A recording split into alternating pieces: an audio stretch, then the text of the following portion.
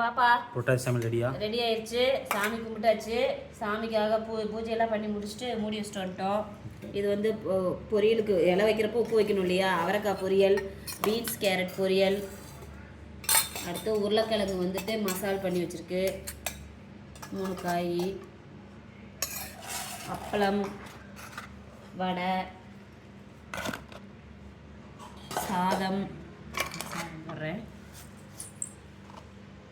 சாதம் சூடாக இருக்குது.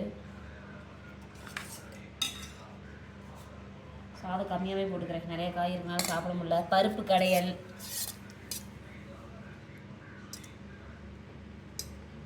அப்புறம் ரசம்,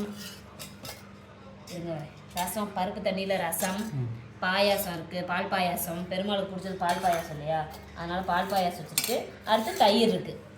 இன்றைக்கி நம்ம வீட்டில் இதான் சமையல். யாரெல்லாம் புரட்டாசி சனிக்கிழமை சாமி கும்பிட்டீங்கன்னு சொல்லுங்கள். இன்றைக்கி எல்லோரும் 3ஆவது சனிக்கிழமை பிடிச்சிருப்பாங்கன்னு தெரியும்.